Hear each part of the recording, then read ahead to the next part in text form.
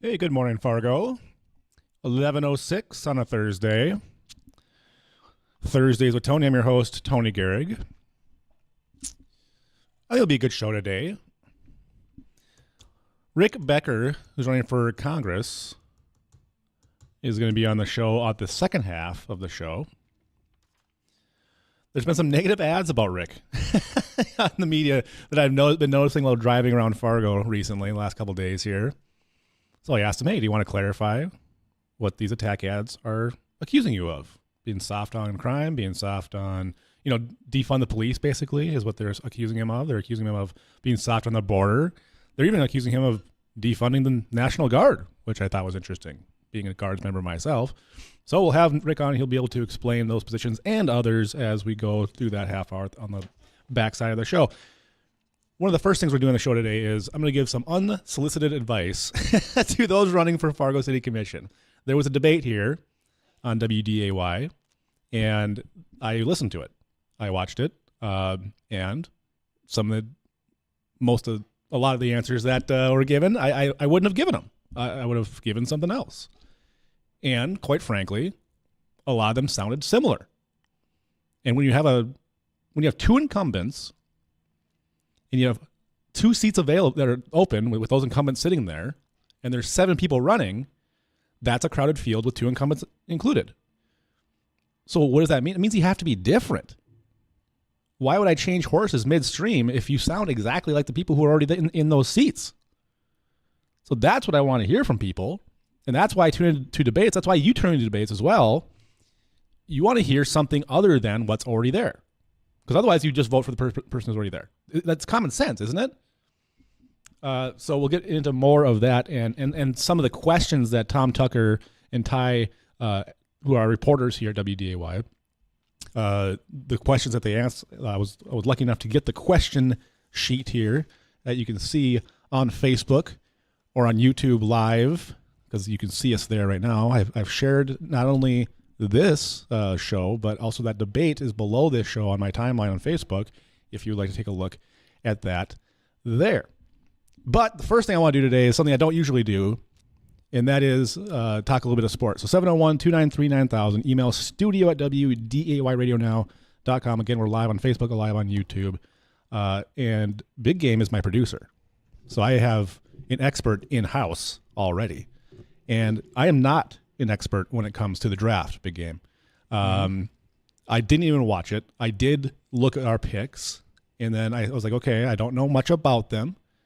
So I looked up on the interwebs here. It has, let's see. What's the guy's? Oh, Mel Kiper. And he gave Genius, huh?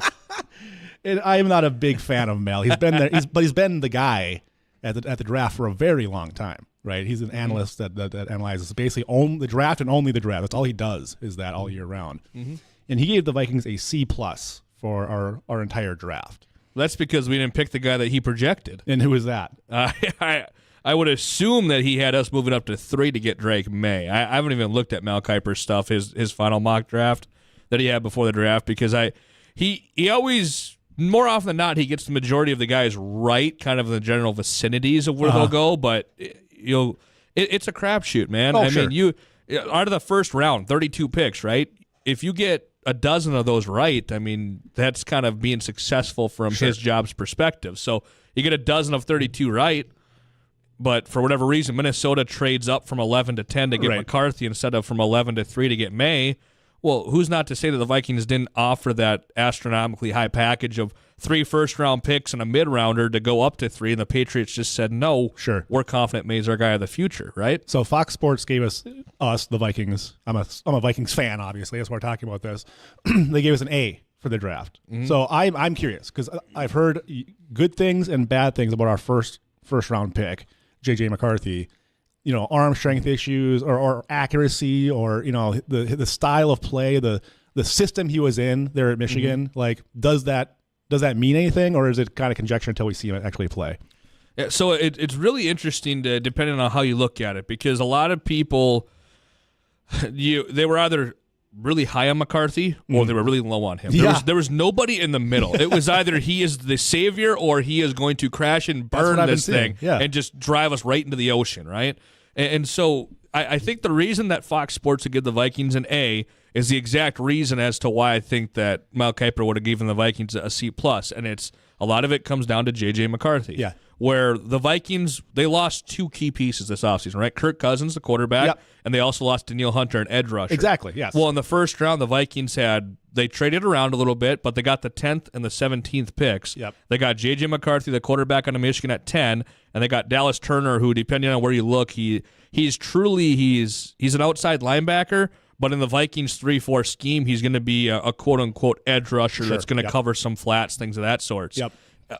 Those are two Pro Bowl caliber guys on the Vikings that walked away from this team in free agency this year to go, and you can't fault them, right? You know, Danielle Hunter goes and gets $20 million a year for a year or two in Houston, which is, close to where he grew up. You can't blame a guy for doing that. And then when you see Kirk Cousins get 4 years for $180 million, nobody else in football, there was 31 other teams that weren't going to offer that to him. So Atlanta offers it. His wife's from the area.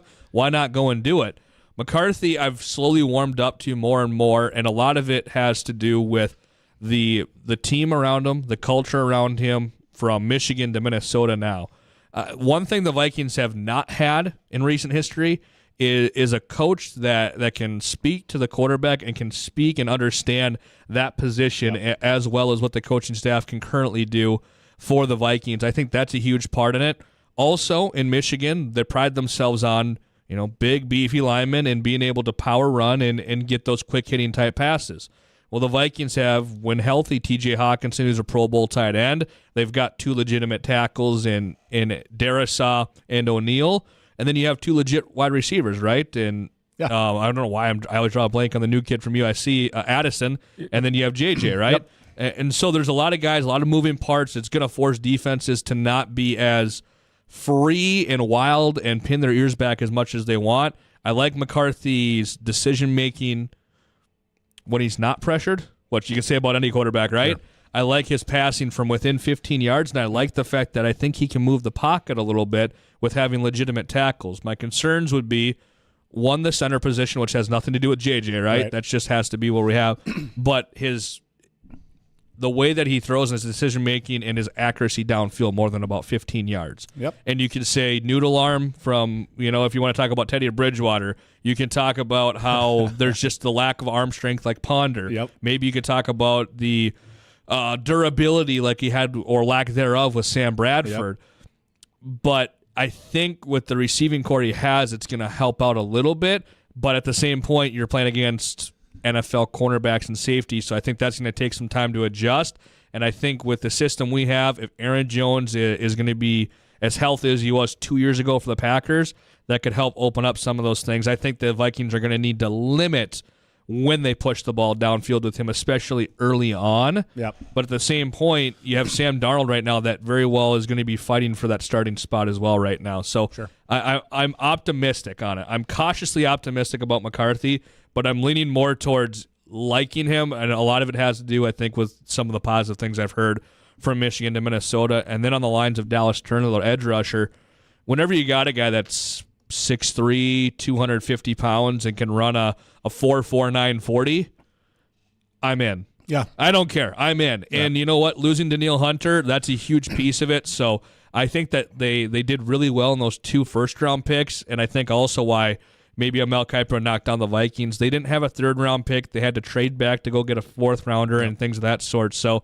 once you got to the middle and the end of the draft, things were a little bit more suspect, I think, for them, just with the resource they did or didn't have. Real good. All right. Well, thanks for the analysis, and I'm feeling better about the draft now. All right, big Hopefully. game. Let's go ahead and head to commercial here. Other side of the break, I'm going to give some unsolicited advice to those running for Fargo City Commission. Maybe you can use it on your next debate. We'll see you on the other side.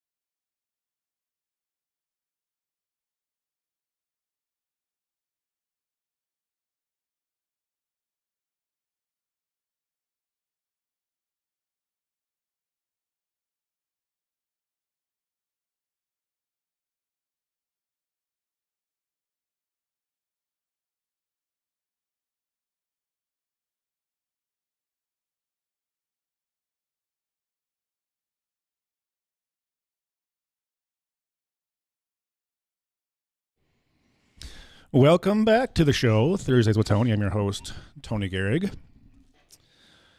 Tom and Ty moderated a Fargo City Commission debate a day or two ago.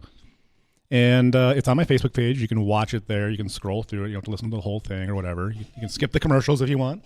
Probably a good idea to save you some time. It was a long debate, long-form debate. So the candidates, all of them were here to include the incumbents, and they got to, share their ideas of how and why they should be elected. All right. Sometimes it's hard to watch, guys. And as someone who's very interested in this kind of thing, it's hard to watch for me sometimes because, like I said at the beginning of the show, you got to sound different. What I'm looking for in someone who I'm going to vote for is the person who brings ideas. And those ideas can't or shouldn't be, I'll just do what we're doing now. Because what we're doing now is bankrupting the city of Fargo. Doing what we're doing now is having high crime in areas of Fargo. Okay? Doing what we're doing right now is deficit spending. Doing right now is we're giving incentives to billionaires while you are paying higher property taxes. And none of this came up. I mean, the moderator asked the questions, like, what do you think about incentives? And we'll get to that in just a minute. But two of the candidates said, I don't know. Okay. You don't have to have an opinion on everything, like the Gaza Strip, like as a candidate for City of Fargo commissioner. You don't have to have an opinion on that stuff. But major issues like incentives, property taxes, increasing sales tax for the dome, things like that, you should probably have an idea of what you would do. And that idea probably shouldn't be, I'll just keep doing the same old thing because Fargo's growing. Well, Fargo's growing and we're in massive debt. So those two things don't have to be together. All right. So when you have these issues come up and you're asked specifically about, downtown crime or whatever, and your thing is, well, when I get elected, I'll learn more on the job. You're not going to get elected then. This is not on-the-job training. I'm not expecting you to know everything about the city as a candidate for Fargo City Commission, okay? You're not going to know the ins and outs of everything.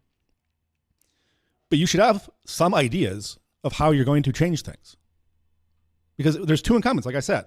So if you're not going to change something, and you're just going to be exactly like John Strand or exactly like Arlette Preston, then why would I hire you instead of just keeping Arlette or John? It doesn't make any sense. So come with those different ideas, okay? The other thing that really it bothers me during these debates is when people say, okay, well, like, what are you for? Well, I'm for infrastructure.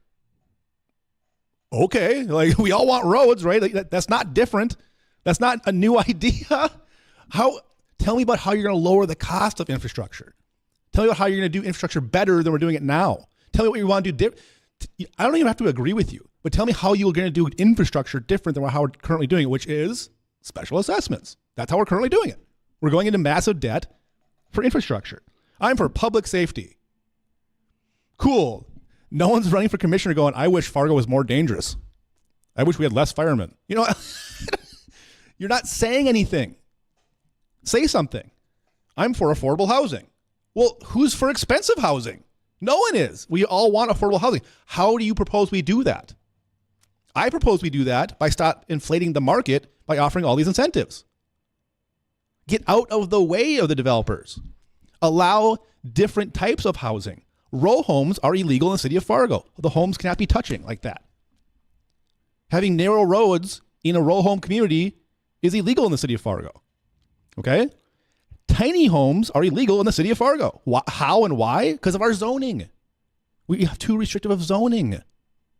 That's how we can do it, guys. Less government. I'm for listening to people. No. Stop it. Stop it. We're all for hearing from people. That's not a reason for me to vote for you because you like to listen. Okay?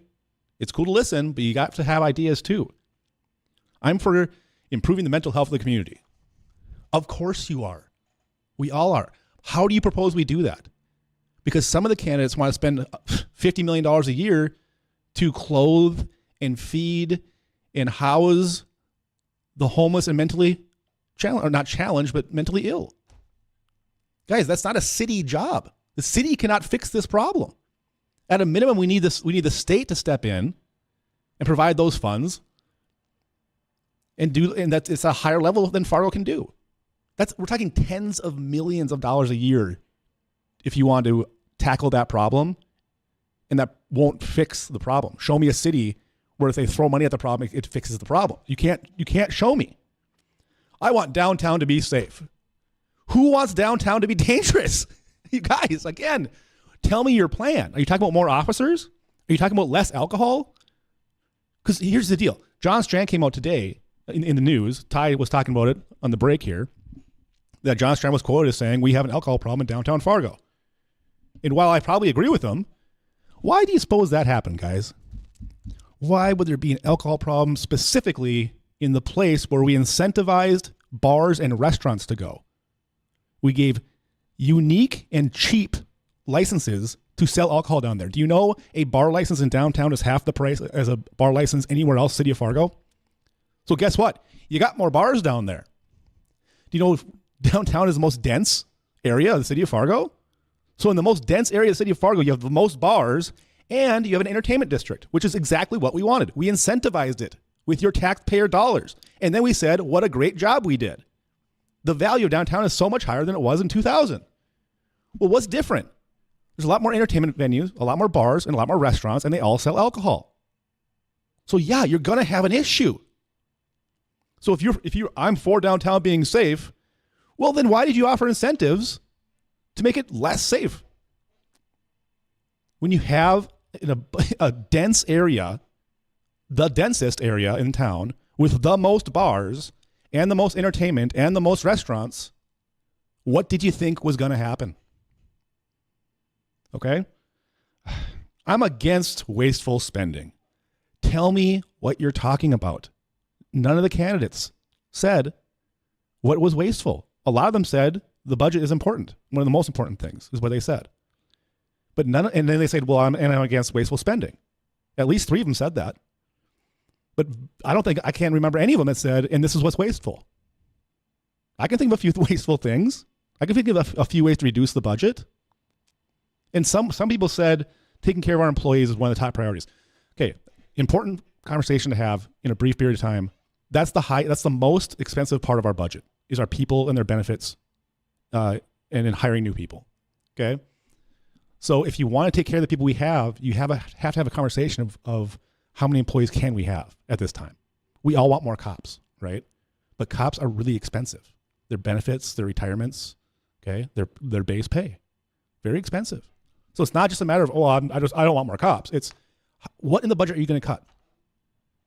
Okay, because the budget is really high.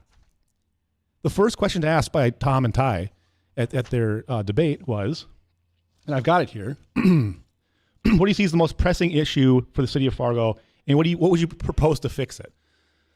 Spoiler, no one proposed anything to fix it. But one of the candidates, Ann Johnson, said crime, which, fine, that's a legitimate answer. I don't think she's wrong. Crime is perhaps the most important issue on the minds of people of Fargo. That's fine, depending on where you live. But then she went on to say, and if I'm elected, I'll talk to the chief about that. What? You're running for city commission. You haven't talked to the police chief? When you run for commissioner, okay, this is free advice, people. Whenever you run for a position anywhere, Fargo, West Fargo, Martin, whatever, you better go talk to all the departments. The water plant, the sewer plant, okay, the landfill, the library, okay, fire department, police department, communications, the auditor. You should talk to all those people and find out what their needs are, what's not being addressed, what problems they have, what's going well, what's not going well. And that's how you form your platform. That's how then you differentiate yourself from the other candidates. Because you have a baseline knowledge. You don't know all the answers, but at least you have an understanding about what the needs are in that part, okay? And finally, none of the candidates thought that, well, how about this? Michelle Turnberg said that she could say that she would not increase, that she wanted to reduce the budget to pre-COVID spending. None of the other candidates said that they would, okay? Our budget has ballooned since 2020. In 2020, 2019, 2020, our budget is so high. In fact, it's so high that we were deficit spending. That's even with the millions and millions of dollars that the state and the feds were giving to the city of Fargo, okay? So I'm running out of time here. But if you're going to run for a position like this, you have to be different. You have to come with ideas.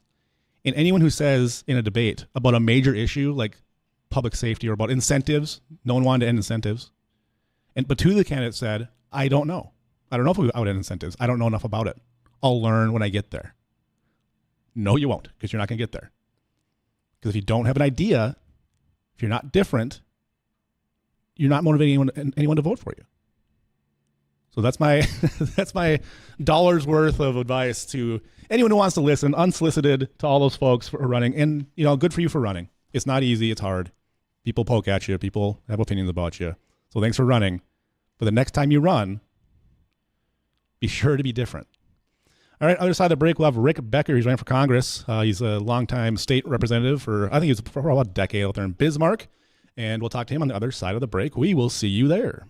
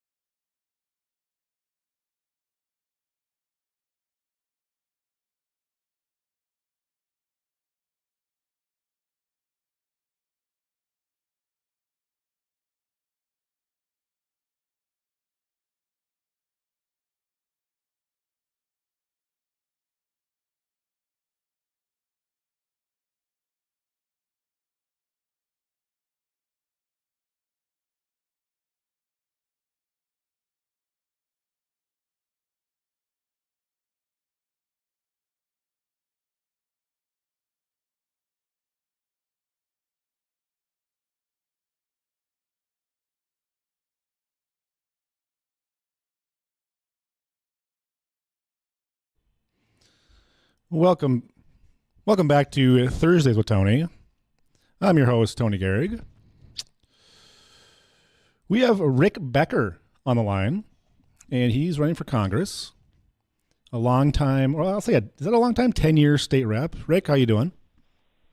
Hey, Tony, I'm doing good. Yeah, I was in there for 10 years. Yeah. So is that a long time? I don't know. When you say long time, sometimes that's like 30 years. You know what I mean? Yeah, no kidding, man. It was an interesting time, and it was also a painful time. But there was a lot of there was a lot of accomplishment in there too. So yeah, and I was sure happy you were there. That's where I met you. It was when you were serving. So I enjoyed watching your career there, and I'm glad you're continuing on. And we're going to let the taxpayers and voters here learn more about you here today. I heard a little bit about you on the radio yesterday during an ad when I was driving to and from work, by the way. So they're playing quite a lot.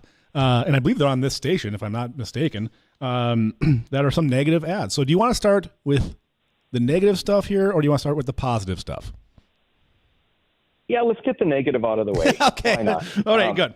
So, you hate to dwell on it, but yeah, well, they're pretty pointed, right? They're talking about some pretty major issues that I think a lot of conservatives and a lot of Republicans care about.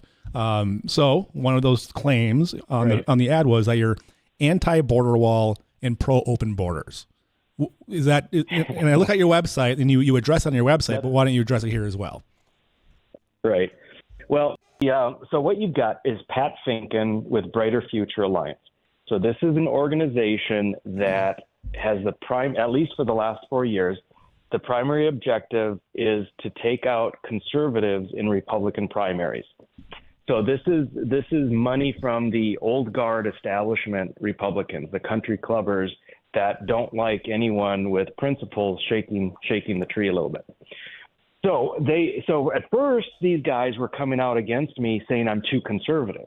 Right. And when they realize that the people of North Dakota are like, well, that's exactly what we want. That's exactly what we need out in Washington, D.C. Yep. They quickly pulled back on saying that I was too conservative, and now they're trying to say, oh, I'm not conservative at all. Because even on your Wikipedia, Rick, even on your Wikipedia, you're referred to as an ultra conservative. If you didn't know that, so there was a point there for a long time to say that you were way too conservative. Go ahead. Yes, exactly.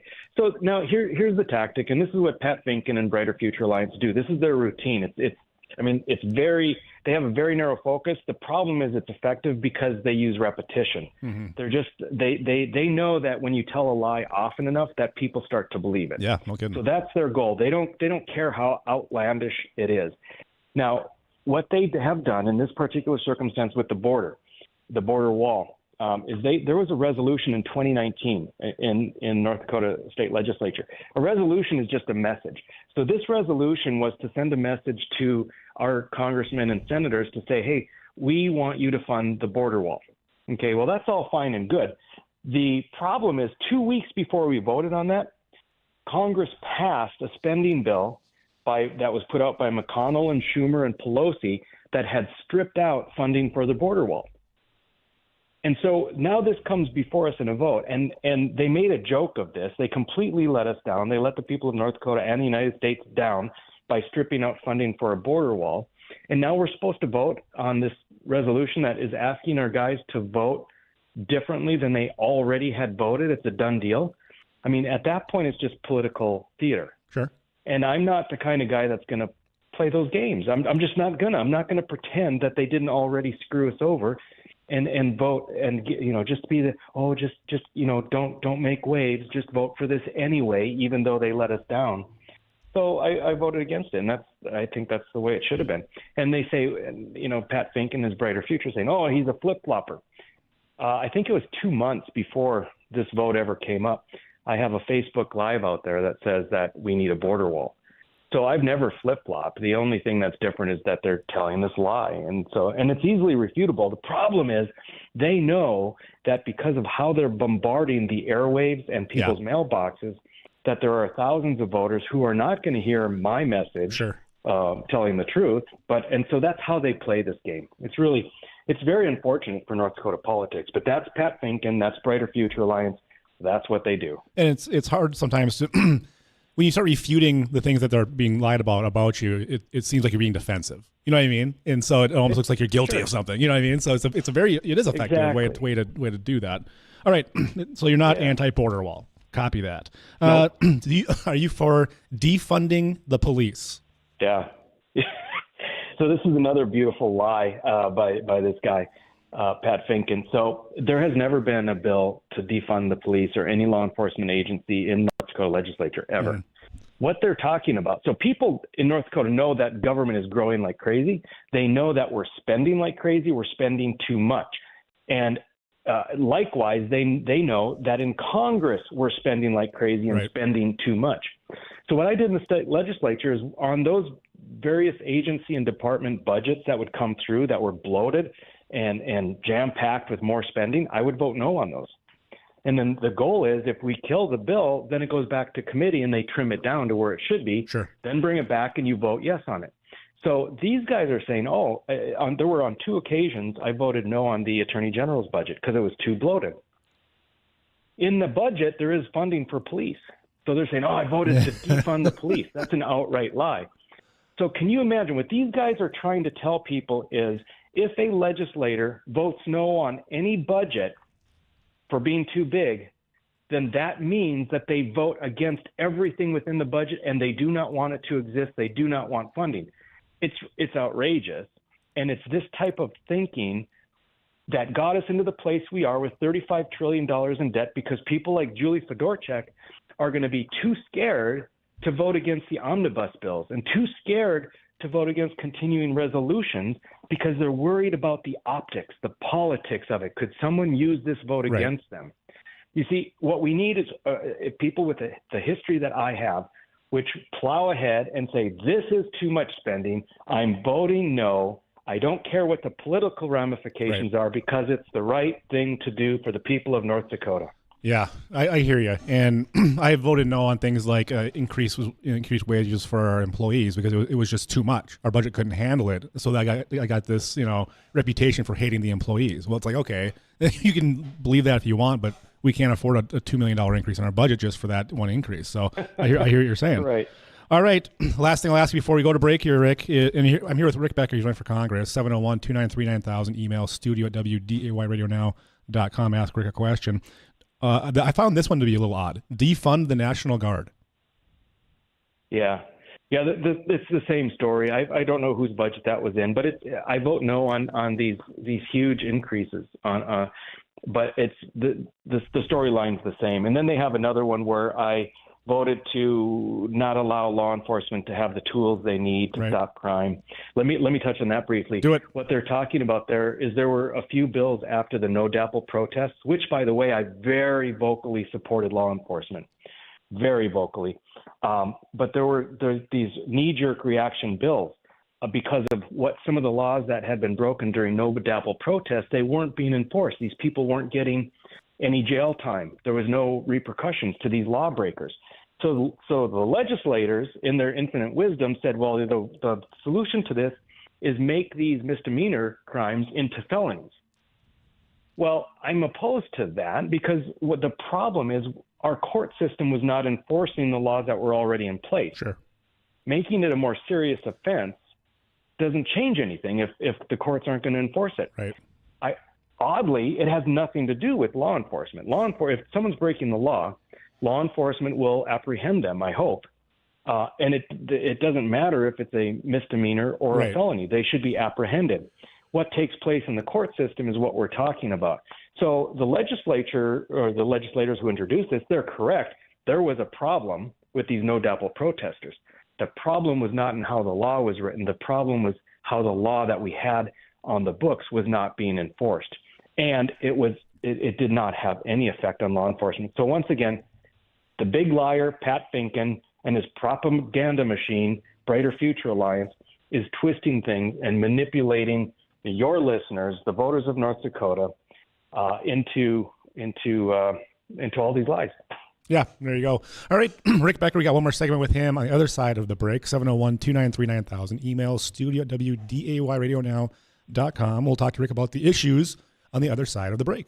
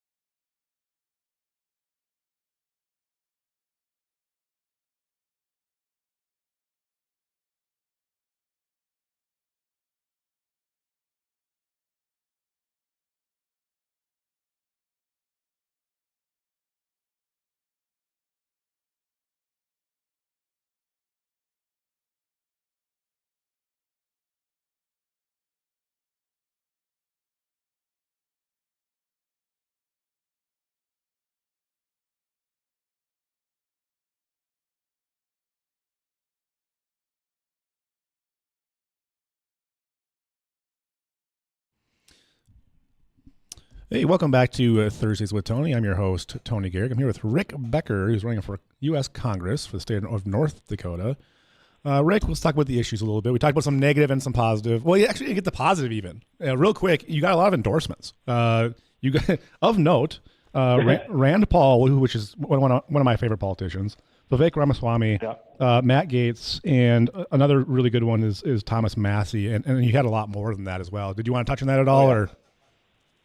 Well, yeah, sure. These are the people that are standing up for us. Bob Good is chair of the House Freedom Caucus. Paul Gosar, people know very well. Andy Harris is a physician doing great things out there. I think what this means to the voters is that I am someone that the people who are there recognize is going to be what we need out there, someone they can work with, which is key. So these are the freedom fighters. These are the people that are concerned about the debt that we are going into, concerned about these endless wars that we never seem to be quite fully getting out of. This is who we want to be associated with. So the fact that I have these endorsements is very significant.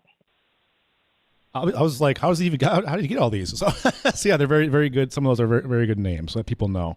All right. I had a couple of trips out to D.C. and sat down with people and had good conversations, and they don't throw out their endorsements very easily. I'll tell you that. Very good. Very good. A couple of the issues you had on your website was inflation, and clearly we're all feeling that. What can you as a congressman do to help the regular people out here who are feeling, milk going up to, whatever it is now and gas going even higher?